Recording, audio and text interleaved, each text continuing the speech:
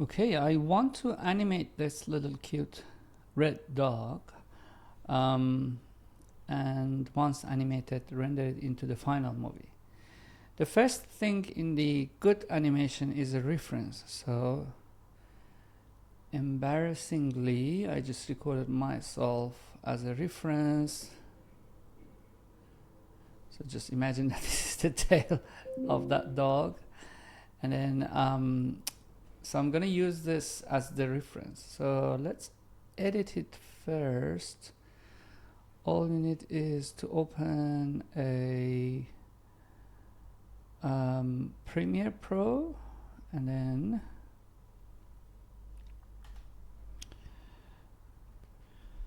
an empty Premiere Pro project. Drag and drop your reference, make a timeline by drag and dropping it again. And well, we don't have, I'm gonna unlink the sound. There is no sound. We're gonna start from here, and then jumping. That's it. So that's all I want. Best format to play in Premiere. So press Ctrl M to export it. Best format to play in Maya is an image sequence. So if you select JPEG image sequence,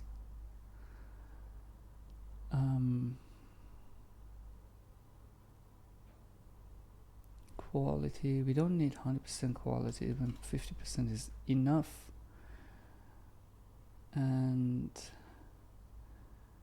frame rate is 30 frames per second. That's what we set for our animation as well. Although I was intending to have it 24 frames per second, but that's okay. So we need to export it somewhere. Where did I export that? It's in another folder. Let's paste it here. I call it a reference. And then paste them here. Cool. So let's get back to Maya. We don't need Premiere anymore. We can close it. Don't need to save. As before, you need a free image plane because that's where your reference will be sitting on. So select, so the first frame of it, open it. It just got opened. You have to say that use image sequence, then all you get is that you get your movie like loaded there, right? So I use this image reference in the site and I basically start animating. There's a very useful tool in MGear called Synoptic View, that one, which is a legacy picker, but I still like it. So if you load it, oh, never mind, doesn't load for some reason. So I saved my file as Red Dog Animating version 1. So I start with the pose, like positioning my character like that,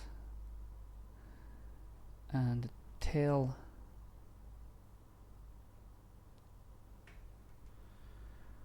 Okay, so I start to pose the character. First of all, I don't want to be able to select I just want to select the curve. So I turn off the selection mask for the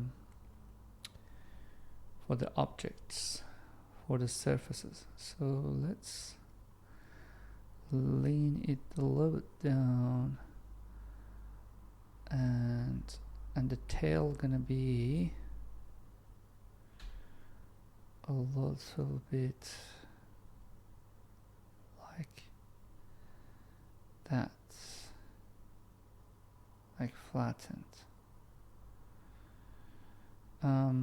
You may know that you can select all of these and then press and then do that as well.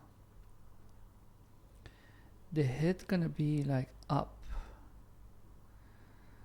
I don't know if we can rotate the eyes.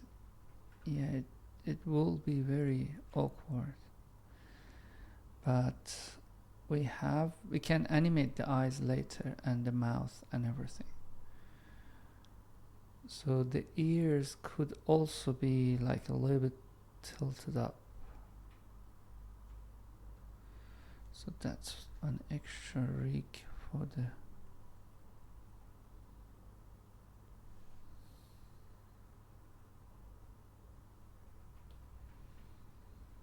I have to figure out what is this one.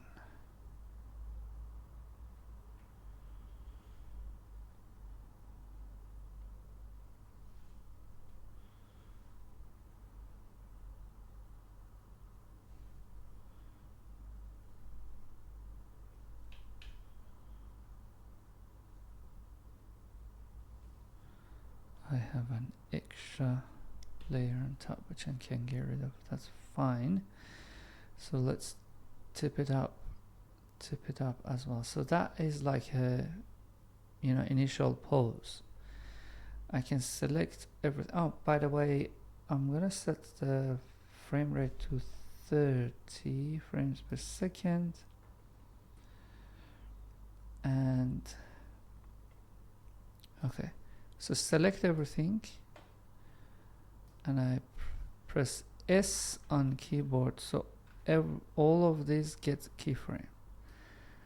So here we see that it looks to this side.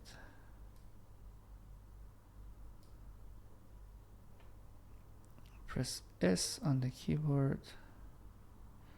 So all of this like extra movements on the body, let's say we see that it goes down and up. So down, I can animate it like this, and S on the keyboard, and then up.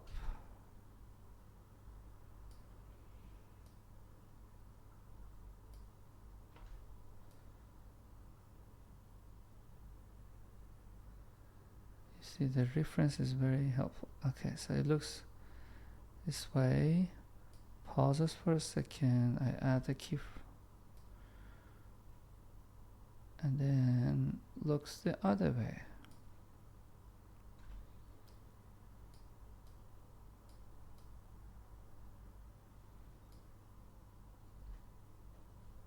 Keyframe all.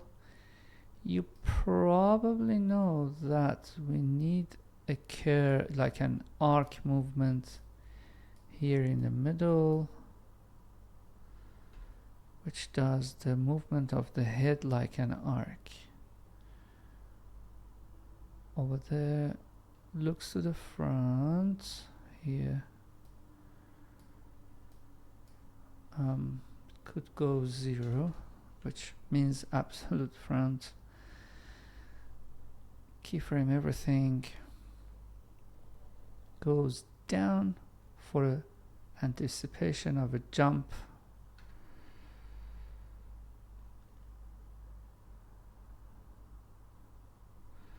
So you see that instead of pressing S on one key, I like to select everything and add key. That means adding keyframes to everything. So here is a jump, that's the top of it. So I'm gonna go up I'm gonna grab the feet and just move them up to. It would be nice if they would be not regular. So add a keyframe on all of that. And the head gonna be like really high up. Can I move the head? Yeah, I can. I can move the head, and like, this is just animation, so you can go crazy. And it's down. So for down, I can select everything and set to 0, I think. And that's the beauty of what we call frozen. So this is there. But like when down, it's just like everything should have a little bit of reaction to that down. Select everything, keyframe. But before getting down, so legs should not be, should have like this. Boom. But just let's avoid this bendiness.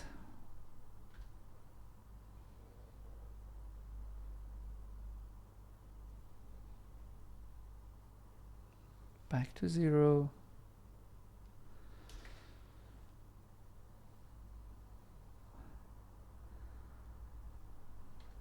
Head up.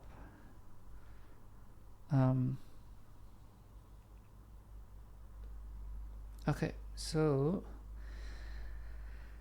let's turn on, before like doing any where is the spine?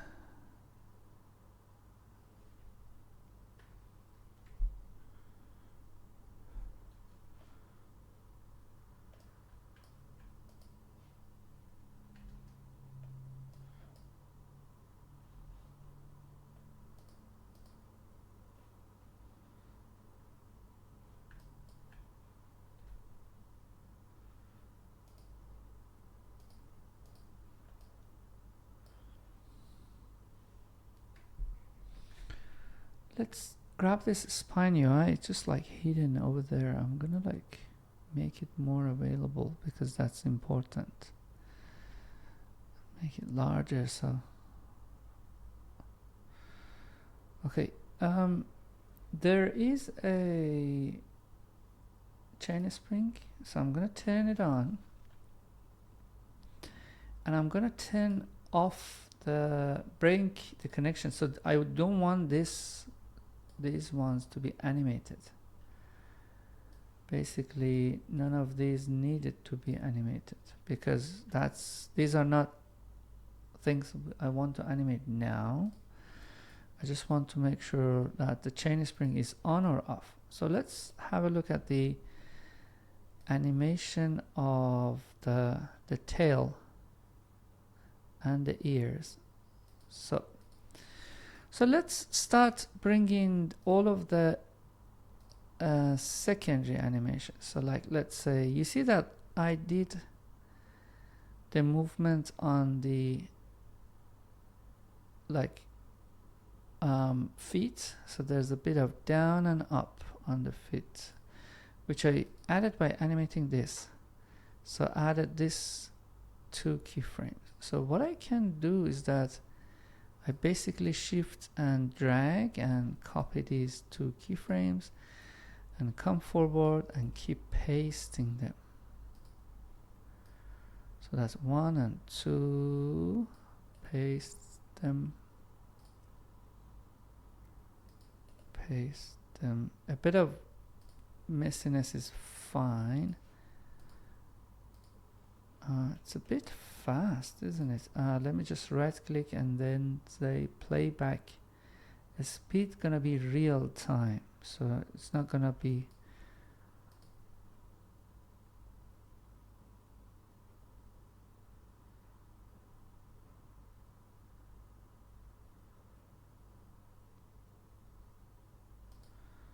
So when it's down, I would like to paste those.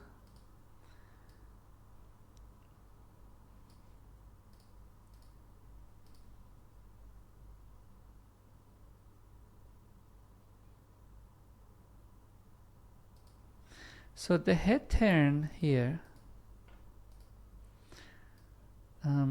here's nice, but this one is so slow. I move the head turn, this keyframe, I hold shift and drag, and then middle click, drag it like to the faster.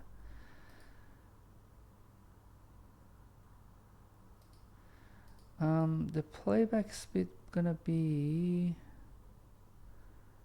play every frame maximum real time. That would be nicer, so it does a better.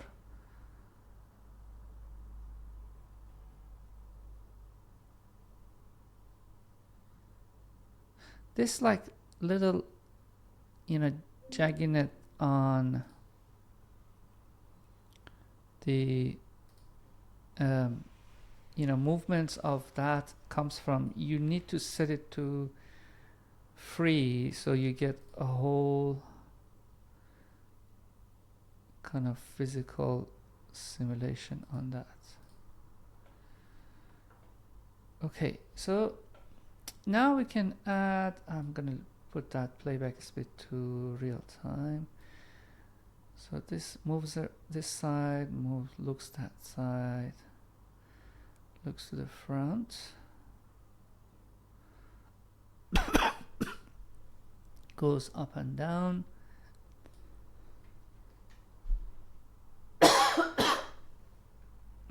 Oh. And then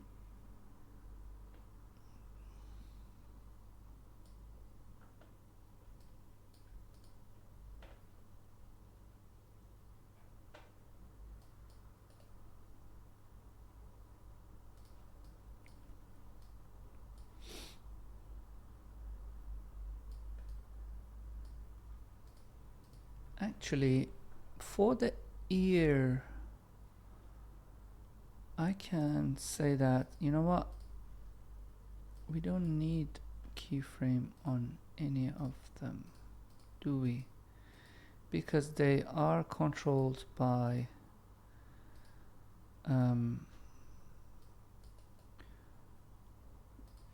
the chain spring. For the tail we may need, so let's see if we do need.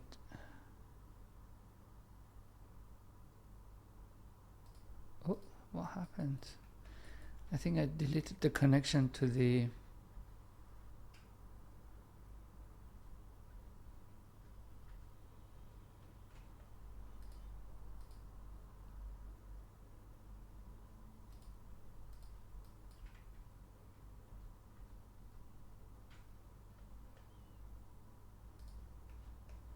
zero, one. Oh yeah, it's in action now. Oh, looks beautiful. Okay. Now we need some blinking. So I can select each one of these eyes.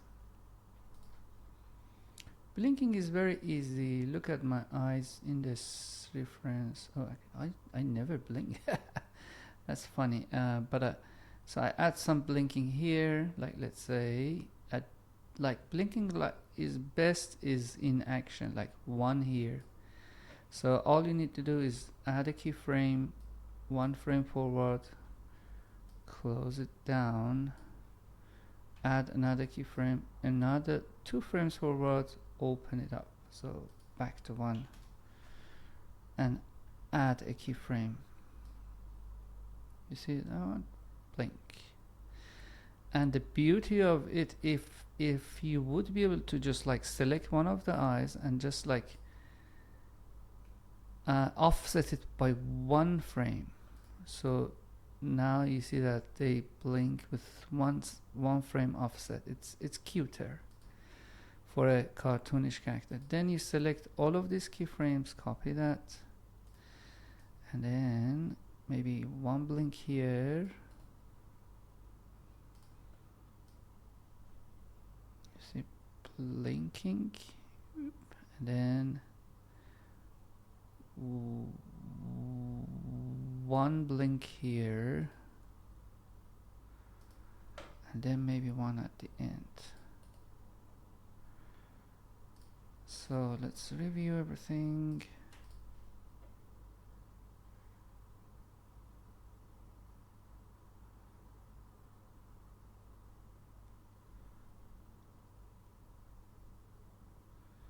Okay.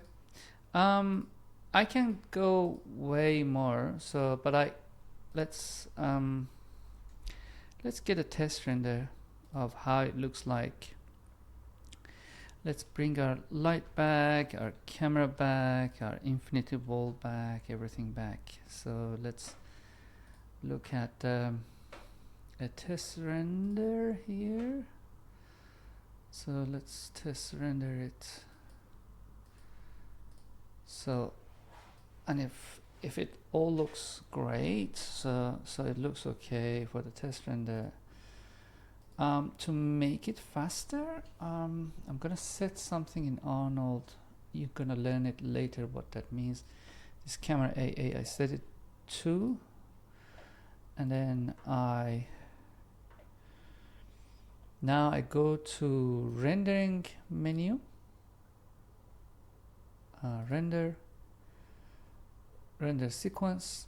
So camera 1, output file location. I would like to save it to where the project is, which is here, and inside a folder called render,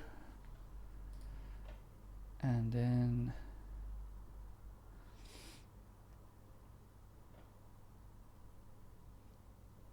and then you need to set a sequence. So you have to open render settings. In the common render, you have to say that I'm gonna render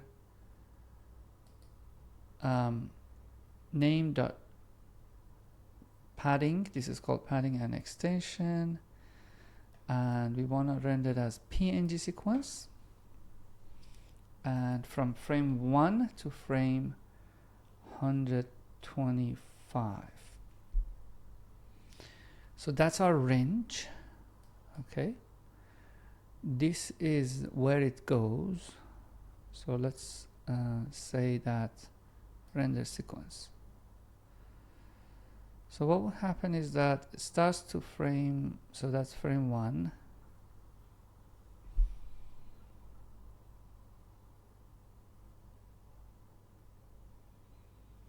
Probably should pause the video and wait until it all gets rendered, but you see that frame 1 so you just check the first frame, and then you can leave and go for a coffee and everything, and then come back and get the render out.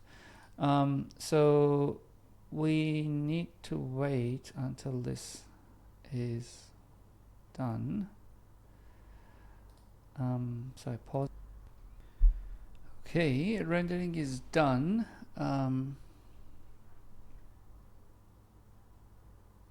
Nice. So now I've got all of my renders here. So how to turn it into a playable video? You just open it in Premiere.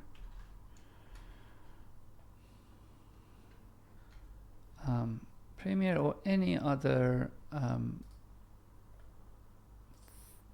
editing program. So DaVinci as well, doesn't matter. So what we do is that we import the images here. This is called image sequence, which means that for every frame there's one image. So just say image sequence, it's loaded, drag and drop it here. Okay, let's play it. Test it. Not bad. Could be a lot better if I had some time. Control M to export it. And we're gonna save it to the same folder. We call it animation test. I always suggest that you render as is, which match source, highest quality, and then use this tool. Visually, like, it's just, you know, too big compared to the size. This is, you see that it's 5 megabytes, which is still okay, but you know, open a program called Handbrake. It's a free program, and it just compresses down to a very manageable size. And so if you see, this one is 1 megabyte, so it's just 5 times you know, smaller. I just call it animation test, and then I cut it back to our folder. So 5 megabytes, 1 megabytes, and that's it. Thank you.